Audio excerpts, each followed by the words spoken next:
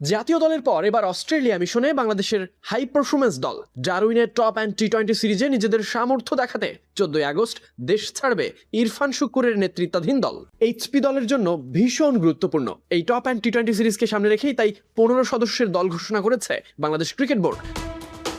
দলের নেতৃত্বে থাকছেন ইরফান শুক্কুর, অধিনায়কের সঙ্গে দলে আছেন এক ঝাঁক hard hitter Habibur Rahman Sohan, Jishan Alam, Sabbir Rahman Roman.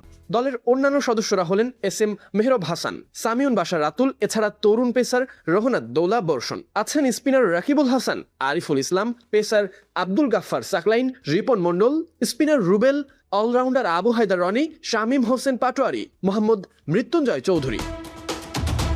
Top and টি-20 সিরিজে বাংলাদেশের ব্যস্ত সূচি। 22 আগস্ট নেপালের বিপক্ষে ম্যাচ দিয়ে শুরু হবে ইরফান শুক্কুরদের অভিযান। এরপর একদিন পরই হ্যারিকেন্সের বিপক্ষে মাঠে নামবে Bangladesh. 24 August Victoria, 26 August strikers এবং 27 আগস্ট নিউজিল্যান্ডের বিপক্ষে, সবশেষ 28 আগস্ট এনটি স্ট্রাইকার্সের বিপক্ষে খেলবে এইচপি দল। টানা ম্যাচে অস্ট্রেলিয়ার কন্ডিশনে নিজেদের পরীক্ষার সুযোগ থাকছে, একই সঙ্গে তরুণদের সামনে থাকছে নিজেদের সামর্থ্য প্রমাণের বড় সুযোগ।